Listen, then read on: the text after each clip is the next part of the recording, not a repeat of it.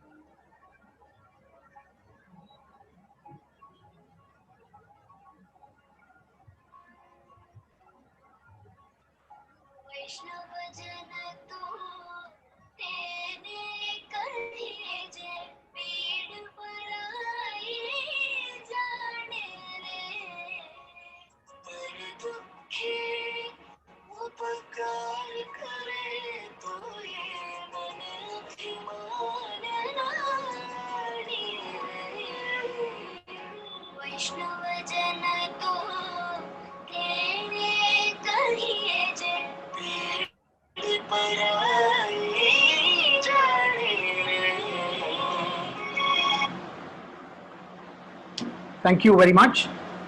And it is time now for us to get to know a little more about our illustrious speaker, who's going to talk to us about lessons from Bapu. I guess we've been learning them over the years, right from the time we were in school. But I guess the preachings of the Mahatma are such, they are relevant even today. I want to place on record the wonderful support by this NGO, so famous, so reputed, the Dharma Bharati Mission, and a special word of thanks to Sri Paramjit Singh ji, the president of Dharma Bharati Mission, and I request him to say a few words and also introduce the illustrious Sri Tushar Gandhi ji. Thank you, Professor Mani. It's a pleasure being a co-host for this wonderful program. Welcome Tushar ji, and thank you very much for always being there for us. The entire DBM family knows that Tushar ji has been a part of DBM since its very inception. And in fact, he was one of those whom we contacted when we were making the constitution of DBM. His simplicity and humbleness has continued to inspire us and motivate us, and in our attempt to serve the society. So a very warm welcome to you, Tushar ji. Thank you very much. And to all the DBM friends also, a very warm welcome, the members of DBM extended family who have joined today for this talk. At DBM, the founder trustees, I have always derived inspiration from Bapu's famous saying, the best way to find yourself is to lose yourself in the service of others. And our methodology, that is a begin with self, begin small and begin today, is also inspired by Bapu's saying about be the change that you want to see in the others. So DBM serves all sections of society, irrespective of caste, creed, and religion. And even amongst them, in deciding whom to serve and how, we are again guided by the Bapu's famous talisman principle, which says, and I quote him, I will give you a talisman whenever you are in doubt or when the self becomes too much with you. Apply the following test. Recall the face of the poorest and the weakest man whom you may have seen, and ask yourself if the step you contemplate is going to be of any use to him. So DBM has not only learned from Bapu, but is actively implementing those learnings in our day-to-day working. We work in the poorest slums and teach the poorest students. Govandi, Trombay, and in fact the entire M ward where we work has the lowest human development index in Mumbai. And the children are so poor that the midday meal that we give them is often the only proper meal that they get to eat. So by following this simple but pertinent talisman principle, we are able to impact and help some 10,000 people every year from the bottom of the pyramid. And this we feel is a better celebration of the life of Gandhiji. And today we again rededicate ourselves to this mission on his birth anniversary. Thank you again and welcome again Tusharji. Introducing Tusharji is, everybody knows him, but a formal like Professor Mani has told me. Just 1 minute. I was.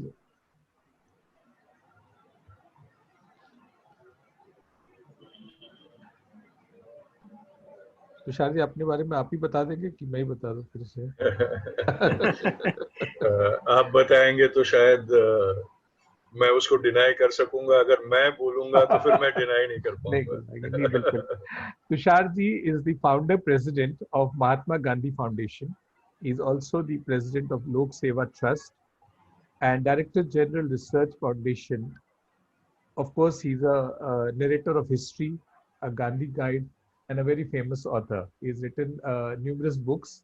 One of his famous books is Let's Kill Gandhi, and which has now recently been translated in Hindi, I think. So, yes, it's soon to be released in Hindi also. So, and of course, as Professor Mani mentioned, he is the great grandson of Mahatma Gandhi himself. And we are very fortunate to have you. And now I hand over the floor to you. Thank you. Thank you so much for your generous, as always, introduction. I'm going to just add one more line to my introduction, because generally I'm only introduced as the great grandson of Mahatma Gandhi. But I equally cherish and honor my maternal lineage, the lineage of mothers that I have.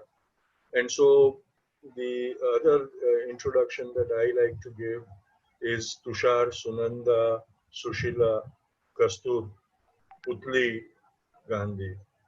The mothers who have been equally important in making Bapu and me what we are today. So just to add that much to a very generous introduction that you did as usual, Paranjit Singh Saab. And now, if with your permission, I will share a few thoughts about it. And today, I would love to talk about the relevance of Gandhi in our present times, because all of us are very intimidated by this very strange lifestyle that has been forced upon us.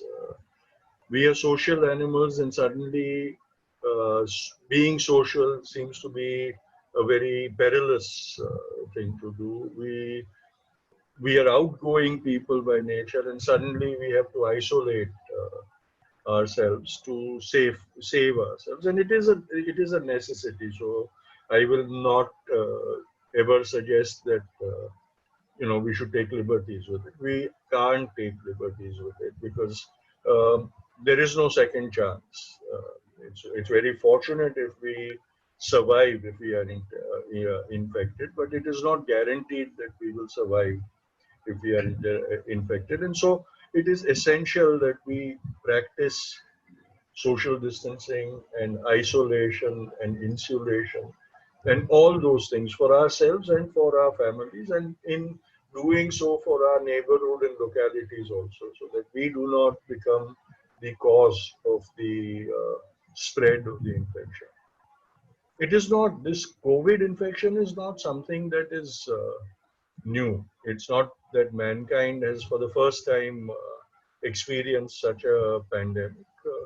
Over time, there have been many epidemics and pandemics. And when I was a child, the situation was such that there were epidemics that were seasonal. As soon as monsoon came, diarrhea and dysentery and cholera and things would be expected. And as children, I remember in schools also, in those periods, there would be vaccination drives happening and all that. So we are not as if we have never experienced an epidemic. What is different today is that the spread of this pandemic is what has alarmed all of us, because even when we were afflicted by the Spanish flu, it took a long time. It was one of the first known pandemics, but it took a long time to travel through the entire mankind. But COVID has, surprised us with the rapidity of the spread of its infection. And I very firmly believe that if anything is to be blamed for it, it is the lifestyle that we had adopted, which has caused this kind of a rapid spread of the infection. And it's not a mere allegation. I will back it up with facts, because in recent times in Africa, in parts of Africa, there was an outbreak of Ebola virus also. And it was as dangerous as COVID is said to be. But the world over was able to contain that virus in a certain area of Africa itself, and we were able to cope with it. That virus was not allowed to spread the way COVID has been. And COVID has spread because even though when we knew that there was a new kind of virus that was spreading, we thought it can't go beyond Wuhan. Then we thought it can never go beyond China. Then we thought China and Italy were the only ones that were going to be affected by it. We were all safe from it. So the precautions and safeguards that were necessary were never implemented. And they were not implemented because we were greedy. We were so greedy about goods from China. We wanted the China trade so desperately and badly to support the materialistic lifestyle that we have adopted for ourselves. That we said, how can we stop the trade and commerce with China? We require all those goods. We didn't realize that when we require those goods, then they would not come alone. The infection would come with it, because intentional or unintentional, you have no control over a virus. You don't know from where it can come and how it multiplies. It doesn't mean that you need to get a plane load of virus to infect everybody. It can be just one patient who is enough to cumulatively affect the entire society and country and city. And that is what has happened.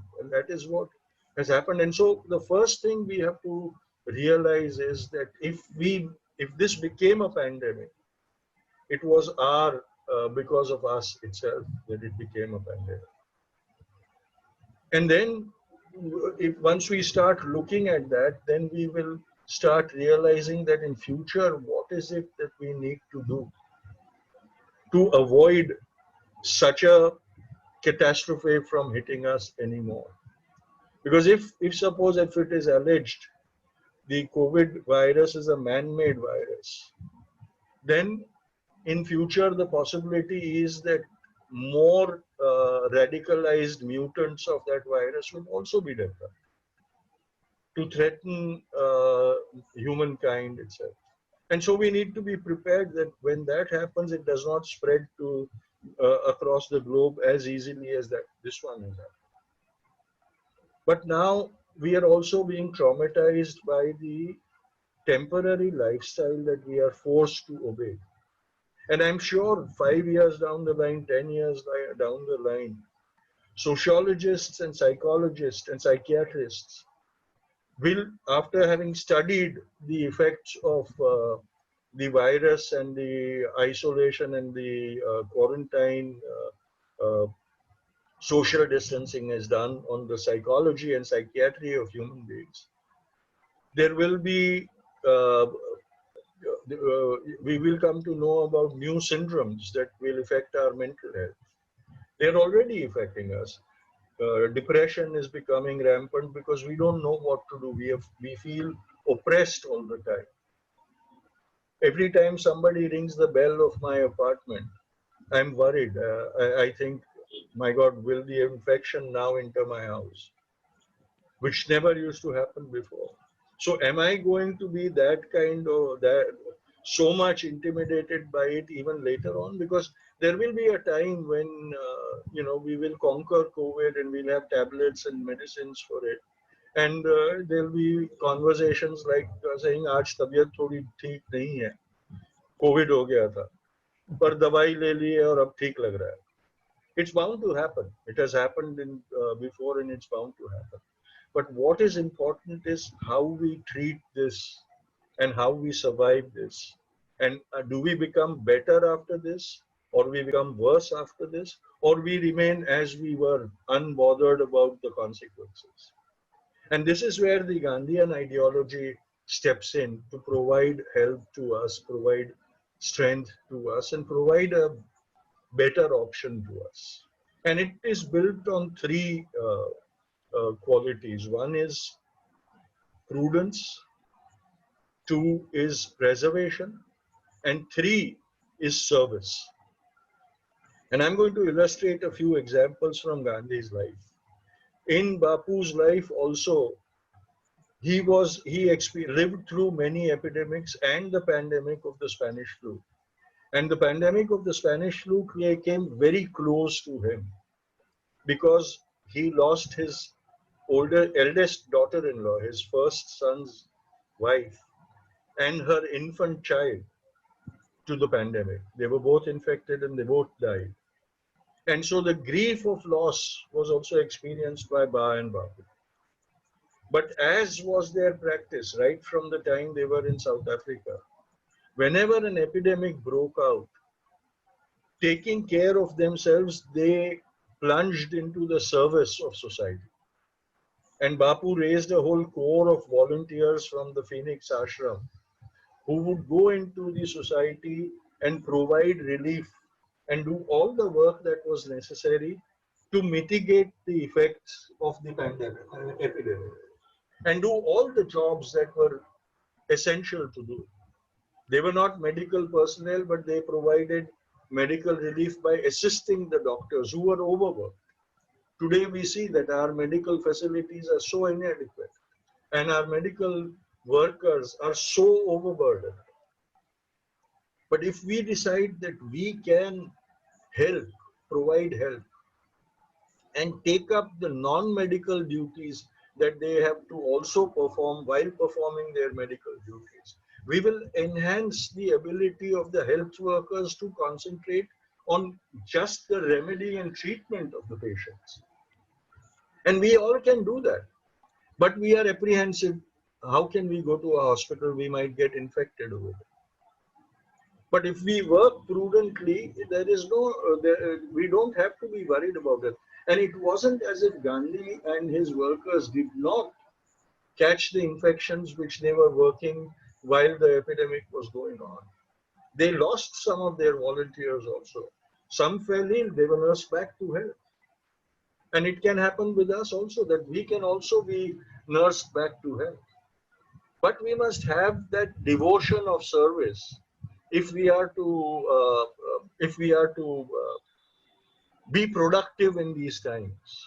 And it is our duty, it is our beholden duty to do whatever we can in these times. And it also then gives us an occupation while we are frustrated by being not able to work. It's fortunate that we have technology, and so we can communicate with each other. But this is a very artificial way of connecting and communicating, because communication involves all the senses: seeing, listening, hearing, feeling, even smelling. And I crave for that kind of communication because I'm very scared. If I get used to this communications through technology, will I be then able to face actual people and interact with them and talk with them? Or will I always say that, no, let's only have a virtual meeting, we'll do a virtual meeting. You stay in your house, I'll stay in my house. That's an artificial thing.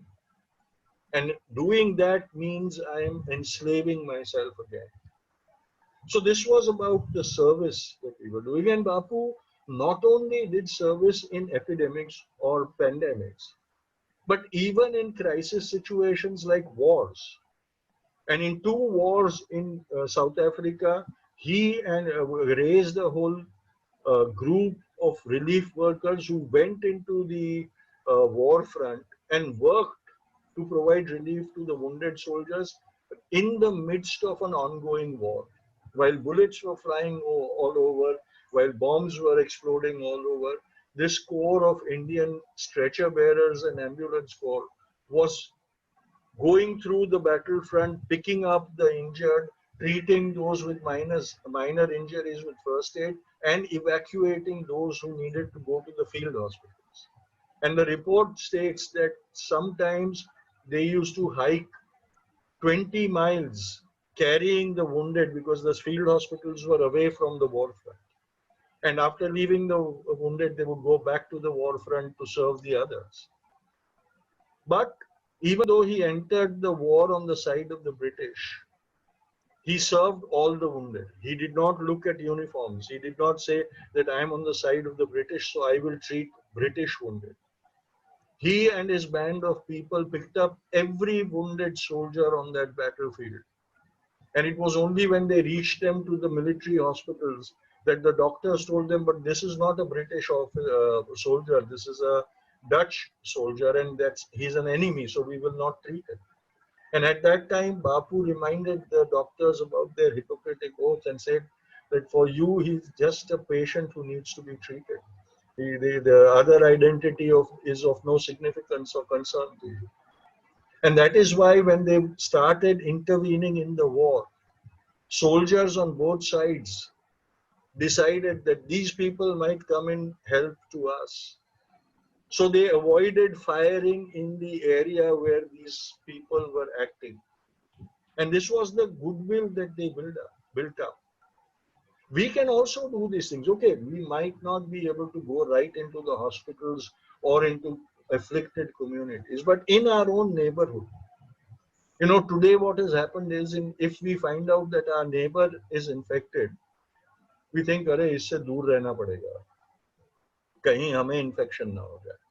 And that's prudent, that is prudent thing to do. But remember that at that time, your neighbor is feeling isolated and very, very insecure because they think they are all alone. They're not allowed to go out of their homes. They're not allowed anything. And at that time, if we were to do some kind gestures, like send some flowers to their home, send them every day, send them a goodwill message, or if possible, cook a meal for them and leave the tiffin at their door, informing them that I have left food for you, please pick it up and eat. Think of the therapeutic importance of such gestures, because in illness, as much as medicine helps, good gestures also help. Kindness also helps in the cure and recovery. And think of it, one small act of kindness will keep a memory in that person's heart that when I required, this family or this person came to my aid. And then kindness will grow out of it. And we will do something productive. We will do something beneficial to us. So we will use our time beneficially and we will serve somebody who is in need of that service. So these are some things that we can do. Gandhi also used, he also suffered other kind of isolations when he was imprisoned. And he was kept in solitary confinement, so in South Africa and in India. And so that was as much of social distancing and isolation as we are suffering today. But he utilized that time also productively. While he continued to spin khadi and produce cloth, he also spent that time to audit his own life up till then, to find out for himself his mistakes and his weaknesses, and to spend that time in introspection so that in future he would improve on that. He also spent that time in creative pursuits. Some of the best of his writings happened when he was in isolation. The first was, and at that time, because international travel had to be done by ship, on a trip from England to South Africa, 20-day trip, when there were small ships which were unstable also, so if they were rough seas, one was confined to one's cabin, one could not go out. So it was also an isolation period. And on one such trip, Bapu wrote what has come to be known as one of his seminal works, the work on which his ideology was built, Hind Swaraj.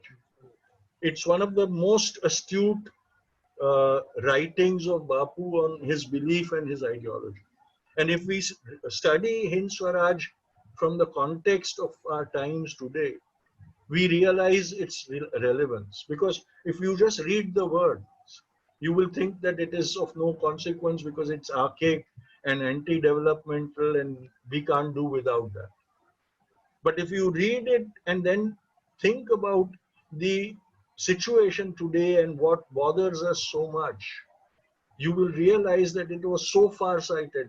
It's now more than 100 years since Hind Swaraj was written, but it was so far-sighted that it could have been written for today's context. And so while we are not being able to do our regular work, when we have free time, instead of wasting it on WhatsApp and social media, if we were to write, we were to create something, music, art, anything of that sort, any of the creative pursuits, it will give us satisfaction, we will produce something, and we will be occupied in a better activity than just whiling away the time and letting it oppress us. And this is the relevance of Gandhi that we must all appreciate. Later on, when he was in prison in Yarwada, he wrote his treatise on the Bhagavad Gita. And all the prisons that he was put in, it is very unique that if you look at the correspondence he did from those prisons, his address would always say Sabarmati Mandir se, Yarwada Mandir se, or Aga Khan Mandir se. He treated his prisons as temples, temples of learning, temples of introspection, and temples of creation.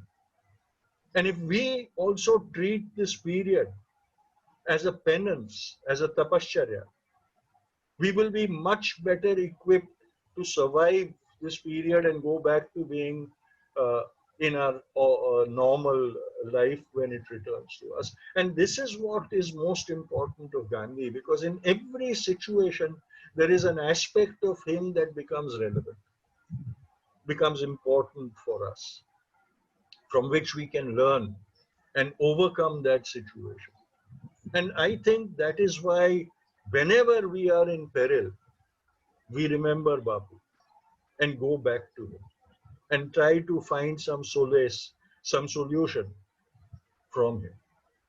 And this is what we must always remember, and that is how we must adopt Gandhi. And that is why I always refuse to acknowledge him as Mahatma.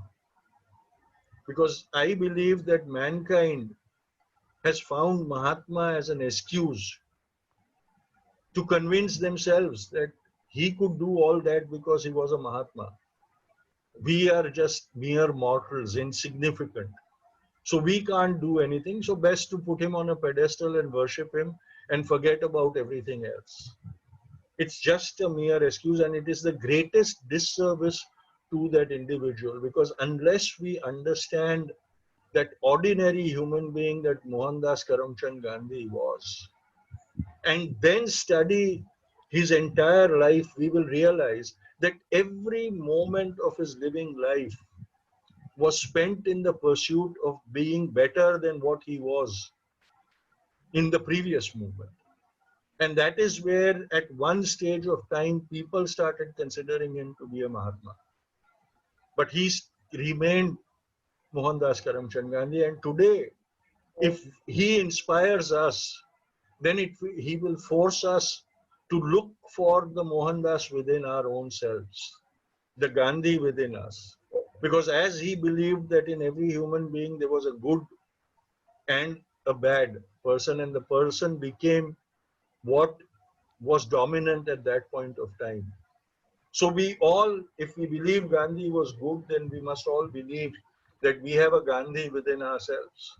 And if we encourage that Gandhi to become dominant in us, we may not become Mahatmas, but we will definitely become better people. And to me, that is the most important lesson that I can learn from Mohandas Karamchand Gandhi Bapu. And I think that is the most important that humankind must learn from Mohandas Karamchand Gandhi. Thank you very much for this opportunity. I know we have to have a dialogue and there is a time limit. So I will stop now and thank you for BA to BMA and DBM both. DBM, of course, is my family, so I don't have to thank them, but this is a formal occasion and so formal thanks must be given. Well, thank you very much, sir. It is our honor and we are obliged to have you with us in our presence this afternoon. Indeed, very grateful on behalf of DMA. I think some of the lessons which you shared with us were so inspiring and perhaps true to Bapu and the way he lived. They were so simple and so impactful. So we really appreciate this dialogue with you. And I'm looking forward to our respected audience to share some of their views, their questions. I can see some of them are already here in the chat box, and I'm going to straight away get into asking some of these questions to you with your permission. Sure, sure. All right. Could you correlate Bapu's teachings with this concept of Atmanirbhar Bharat? Well, that was one of the cornerstones of his belief, the Atmanirbhar or Swadeshi movement. If you look at the ideology of Khadi, unfortunately, we have restricted Khadi to becoming a fabric. But Khadi is not a fabric at all, it is a philosophy. Every endeavor that empowers the human being is Khadi. And what has happened, and this pandemic has brought it very close to us, how we have completely failed in our model of development. When COVID happened, because we had ignored Bapu's plea to make every village a center of production, and we only concentrated industry in the big cities and metros, we saw that the migrant workers, the casual laborers, did not have occupation where they had homes, did not have homes where they had occupation. And so when the occupation shut down and they found themselves destitute, they had nothing but to desperately, in a panic-stricken exodus, go back to their homes. And now the question is, how do they survive over there? Because there is no work over there. And so it becomes very important that we realize what Bapu said. And even now we start working towards creating every village into a production center which produces, empowering its own residents, and then supplies for the needs of the big metros and establishes that kind of a synergic industry. And that, I think, should be the spirit of Atmanirbhar Bharat. Otherwise, these are mere slogans which matter nothing to the real people who really need that. And this doesn't actually require a government program to do it. This can happen in a voluntary manner, in a much more sustainable manner, if we take the responsibility of patronizing the village industry. Just to share it with all of you, and with the DBM family, I've shared this many a times, but if we take a vow, we take a pledge that at least once on one occasion in a year, every member of our family will buy a village product, a product from the village industry, a product produced by our craftsmen. It will make a tremendous difference to their sustainability and their livelihood. And it will not make much of a difference to us if we spend that money in that manner. And I am sure you will never ever feel cheated on that, because there will be a passion in the making of that object. Whatever it is, whether it is a toy, whether it is a cloth, whether it is a consumable, whether it is a food item, you will find care and love as two ingredients in their production. So even if we do just this much, we can sustain a village industry and then encourage more and more village entrepreneurship. Today, what is required is to encourage and support village entrepreneurship. Enterprise within villages. Every village can do that. But the model will have to be customized to the requirement of that village. It cannot be prepared by a Babu sitting in Delhi.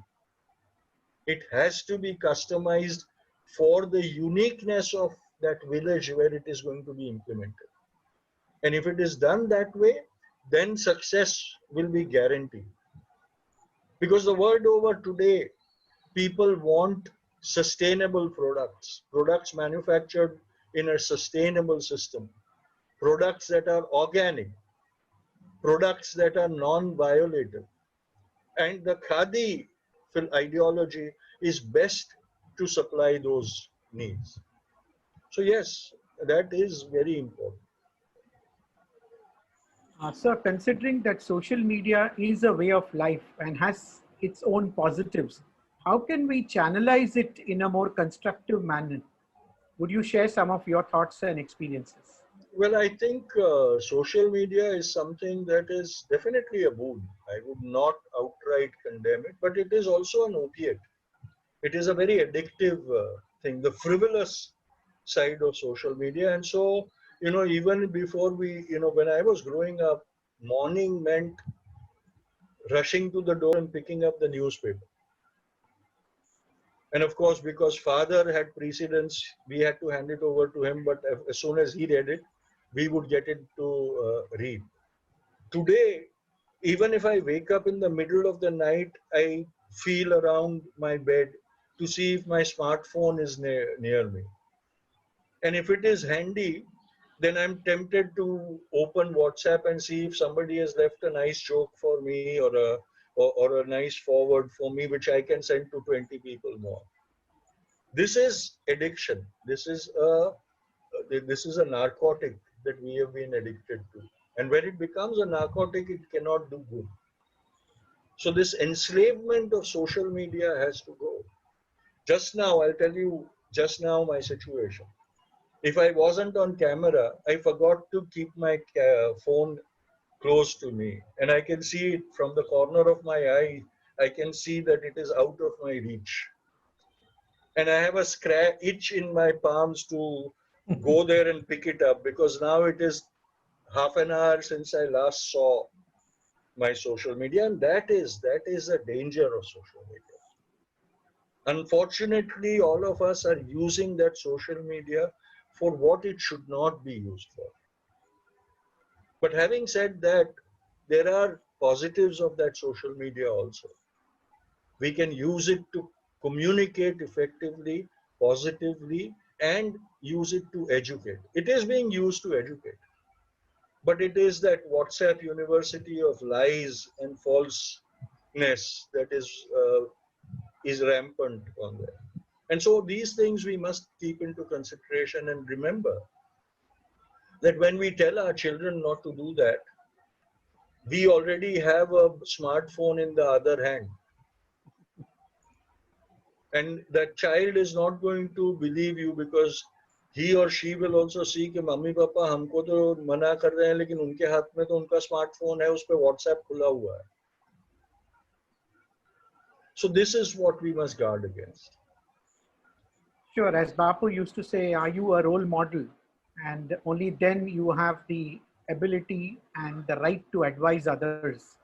Absolutely. Another interesting question. Could you give us a little background on what were the thoughts that led to the book, My Experiments with Truth?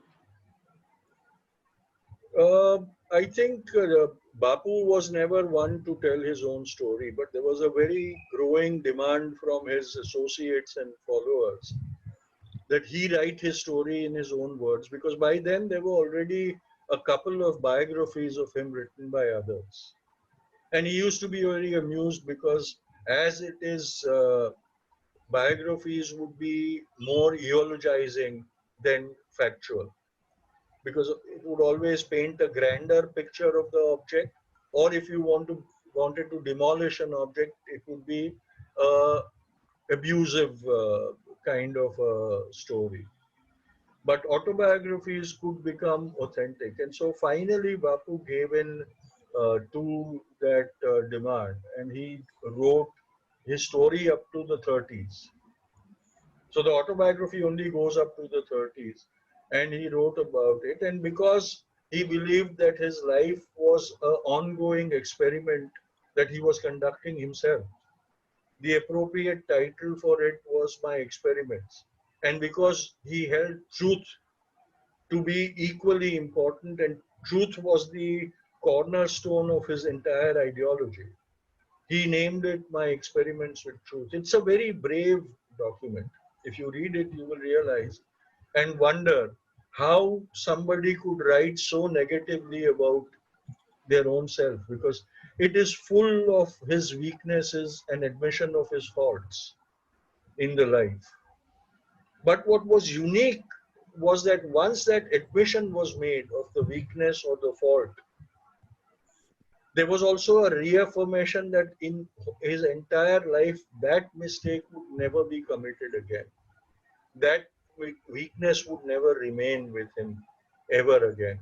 And that is where what is the unique charm of his autobiography, the story of My Experiments with Truth.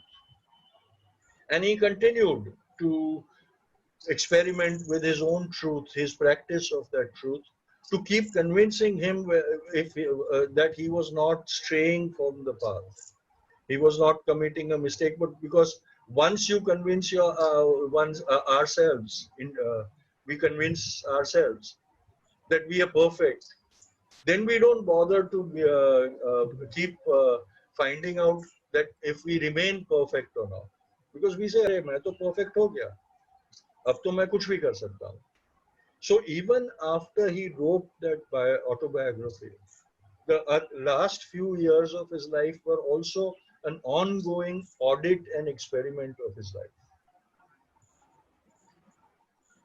Great. So the next question is, we seem to be on a consumption-driven growth economy. What are your views on the same? No, I think I answered this question right in the beginning of my talk when I said that even the spread of this virus and the pandemic, its global effect, is because of the consumerist slavery that we have subjected ourselves to.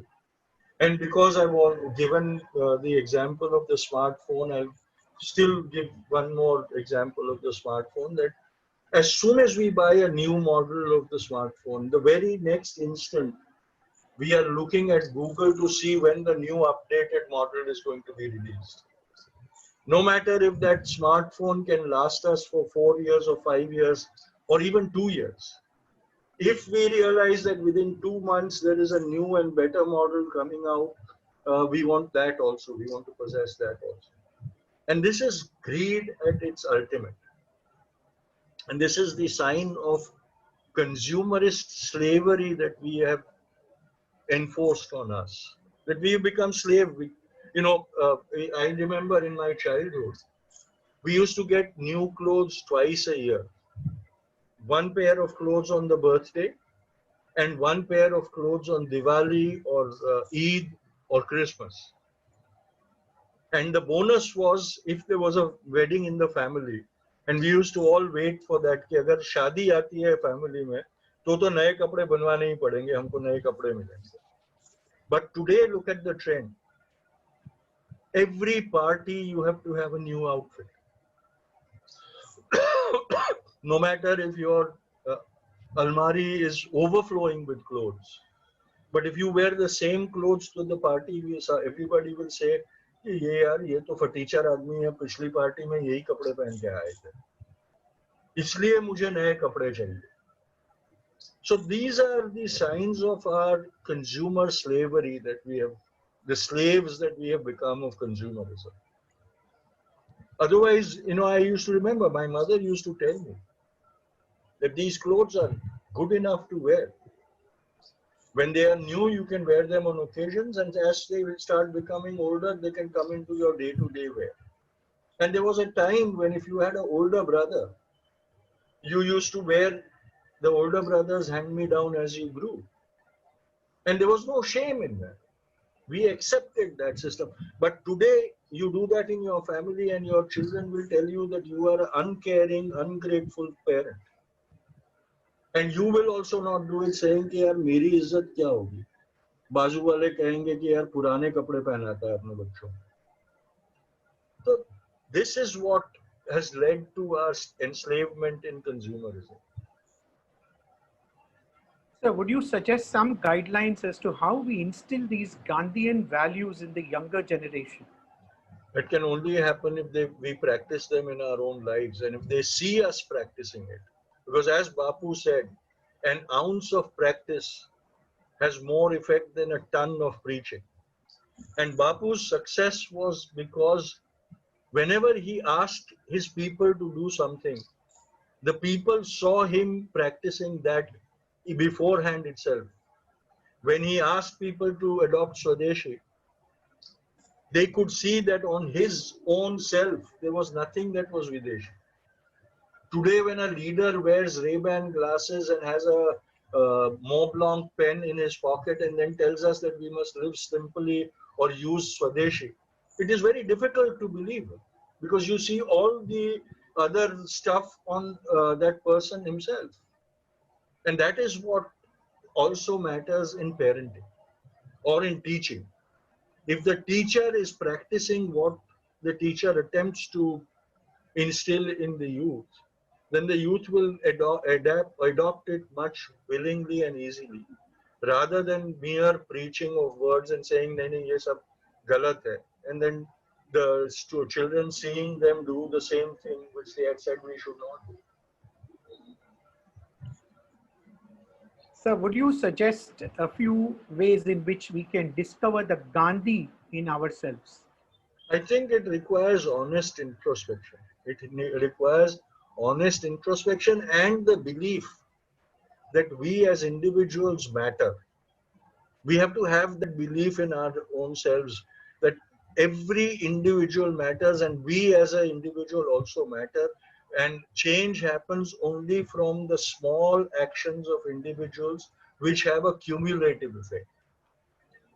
And so if we are able to start thinking that way, then automatically the looking inwards attitude will happen.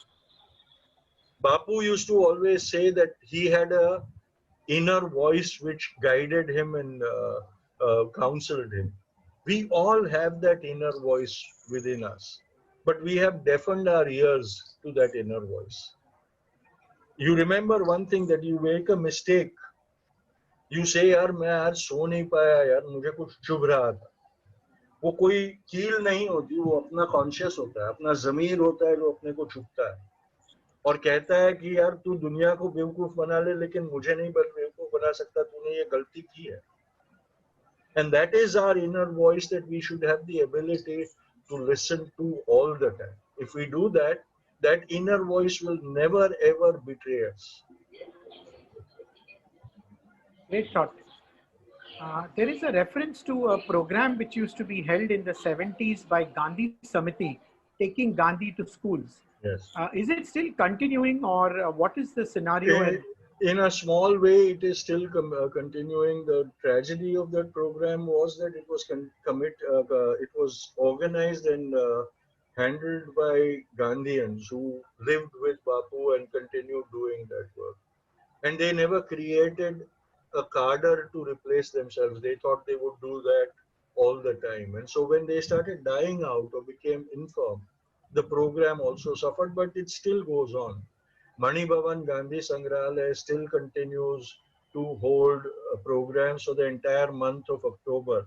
in which they have elocution competitions and debates and poetry recitations and drawing competitions and a lot of things, essay writing and a lot of things for primary school children. And the children come to Mani Bhavan and they are exposed to Gandhian thought, and then they produce things and they are judged on that. Mumbai Sarvodaya Mandal does a lot of work in colleges and things amongst the youth, and especially the youth that works in NSS, National Social Service Schemes. They do a lot of work there. They go to prisons and work amongst prisoners also in instilling the Gandhian thought in the minds of the under trials and the prisoners. So they go to many prisons all over Maharashtra. It happens in other places also. Gandhi Research Foundation, of which I am a director, conducts a Gandhi exam amongst school children, and there are almost 4 lakh children involved in that examination every year. So in its own way, it happens. It's not as significant as it should be, but it still happens. Sure. I think more and more people who are in this audience should draw some inspiration from this and try to take it to their own organizations, small or large, so that we can spread this message more widely. We have with us one of our senior BMA functionaries and a past president, Mr. Ernest Fernandez. Mr. Fernandez, over to you. You could ask a question, make an observation. I have already unmuted you. Oh, thank you. As always, Mr. Tushar Gandhi is so inspiring. Whenever I hear him, I feel so elevated. I was only wondering, with technology taking over the world, the most valuable companies are technological companies today, the highest valuations. Technology seems to have taken over our entire life. I was only wondering how Bapu would have been, how comfortable would he have been when technology has also had such serious repercussions on our lives with regard to employment, with regard to social ability and so on. My answer to this is what Bapu said in his life.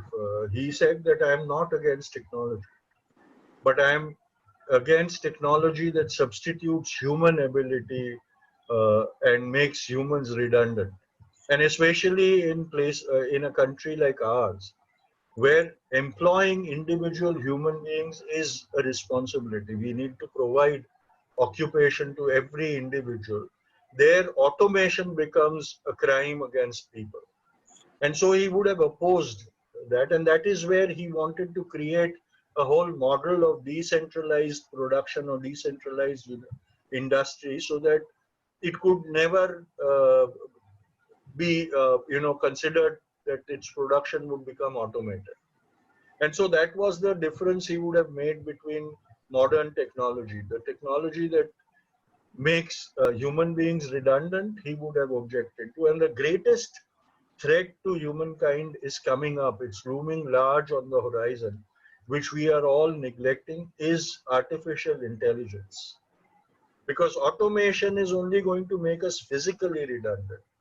But when artificial intelligence reaches the level or crosses the level of human intelligence, then we will intellectually become redundant.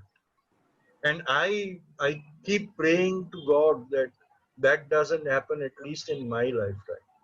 Because if that happens, then what will life matter? How will we matter at all?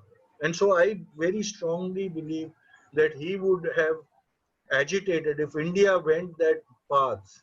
Just today, I read on social media, I read an article on social media which said that India has the opportunity to become the hub of development of artificial intelligence. I think that would be the most dangerous thing to happen. It might be commercially very good for business people, but it would be a curse on humankind. And I think if Bapu was there, he would have launched an agitation against that. That's my belief. Of course, you must always remember that I am only interpreting Bapu. I cannot say, because that man changed so much that it was very difficult to give a predictable response from him. But for this, I'm very certain that he would have endorsed what I say on his behalf. Thank you. Thank you. I think there Indrapalji, was... yes. Yeah, Indrapalji. Yes, please. Tushar, about the rampant inequality that we have in our country, it's a huge issue. Yes. And today we read that we have bought 8,500 crore worth of aircraft, for the VVIPs to fly about. So I think, haven't we got everything upside down in view of this? Absolutely, absolutely. And this pandemic, I'm sorry. Yeah. I mean, so first, Bapuji's perspective on inequality. I mean, what could be a remedy from his point of view? Because we ought to reduce, otherwise we're heading for a very kind of civil war kind of a situation in the coming years. Yeah. 10 years ago, a visiting American professor of economics had asked me this question. He said that in economics theory, we have a definition of a list of symptoms which says that even if any one of those symptoms was prevalent or present in a society, that society was due for a revolution. And he read out the whole list of symptoms that were supposed to be the factors that would cause a revolution. And he said, I have been traveling throughout India for the past 1 month. And I have noticed each and every symptom of an impending revolution in Indian society. Inequality, disparities, everything. Biases, persecution, just the complete lack of resources. Just look at this. What Dharma Bharati Mission is doing in Mumbai, the city of dreams, has a whole population which is so deprived that they are dependent on a meal from the benevolence of Dharma Bharati Mission. What good is that rich? What good is the wealth creation if even for the city we don't make a difference? And so this is bound to happen. And unfortunately, those who have the abilities and those who have the greed will fly around in planes where people die because there's a lack of ventilators and medical facilities. So those inequalities we have come to accept. And my answer to that American economics professor was an escapist answer. I said that most likely that the revolution is not happening because we have a belief in spirituality, and we have been told from birth कि तेरा नसीब तेरे इधर यहाँ माथे पर लिखा हुआ है और तेरी जिंदगी उसमें ही गुजरेगी, तो वो बदल नहीं पाएगा कभी भी. और इसलिए हमने ये तय कर लिया है कि जो मेरे साथ होता है वो मेरे माथे पर लिखा हुआ है ना, छठी के लेख में लिख दिया गया था, मैं उसको बदल नहीं सकता. इसलिए हम लोग उसके साथ जिंदा रहते हैं. एक बार मैं एक सेमिनार में था, वहां एक बहुत सीनियर इकोनॉमिस्ट ने आके ये कहा था कि अगर तुम किसी गरीब को मदद करते हो, उसको कोई सहायता देते हो, तो तुम पापी हो जाते हो और तुम्हें उसकी सजा मिलेगी, क्योंकि उसकी गरीबी उसके पिछले जन्मों के पापों का प्रायश्चित है. भगवान ने उसको गरीब बना के भेजा है ताकि वो पिछले जन्मों का पाप का प्रायश्चित करे. इसलिए अगर आप उसकी सहायता करोगे तो आप उसको जो उस प्रायश्चित की पीड़ा होनी चाहिए उससे बचाते हो और भगवान की इच्छा से विरुद्ध जाते हो, इसलिए तुम्हें वो पापी बनाएगा. And I got so annoyed that day. I got up and I said, I hope you rot in hell, sir, for even considering to say this. मैंने मेरे स्पीच में ये कहा, उनको बहुत बुरा लगा, पर मैंने ये कहा कि मैं प्रार्थना करता हूं कि तुम्हें नरक की यातना इसी जन्म में भुगतनी पड़े. जब ये मेंटालिटी हमारे में होती है तो फिर हम इनइक्वालिटीज की बात क्यों करें? हमने तो वो एक्सेप्ट कर ली.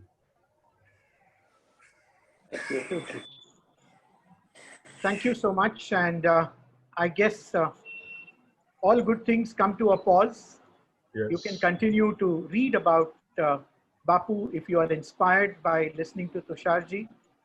I must tell you at this point in time that Tusharji was sharing with us in a lighter vein that between today and tomorrow, he would have addressed about 15 webinars. That's how busy he was on the occasion of Gandhi Jayanti. The next one is starting in 15 minutes. And that's exactly why I had promised Tusharji that we in BMA are very punctual. We start on time, we close on time, but I'm sure the learning will continue for a lifetime.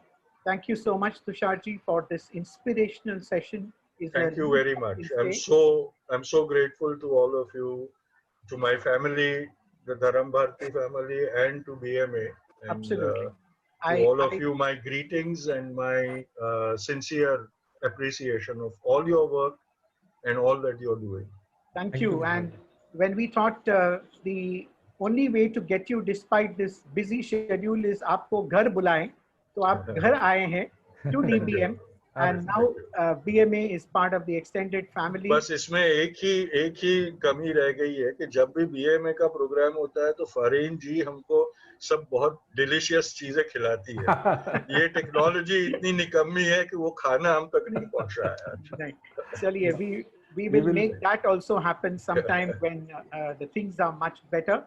Absolutely. As usual, may I request everybody, we can take 2 minutes to put on our videos so that we can capture this moment we spent with Tusharji and the entire DBM family and the BMA family on this very special occasion of Gandhi Jayanti. So please put on your videos. I have my colleagues from the BMA Secretariat, Hoimi, Lakshmi, who will do the honors. Put on your best smiles. Please give them 2-3 minutes. We need some digital patience. We have 3 screens to cover. So keep smiling and be part of this memory that we are capturing of the wonderful time that we spent together today. Thank you.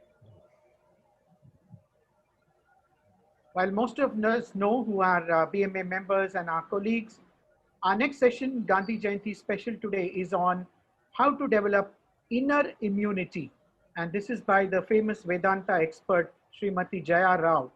And that program starts at 4:30. You'll have to take the trouble of moving from one digital room to another digital room.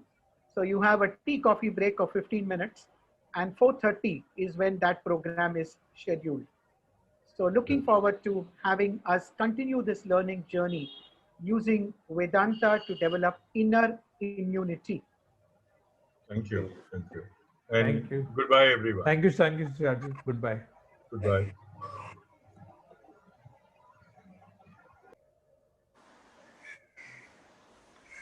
Thank you, Professor Mani. We'll take a... Thank you, everybody. Thank you, Paramjit Singh Ji. Thank you, Fareed, for joining us.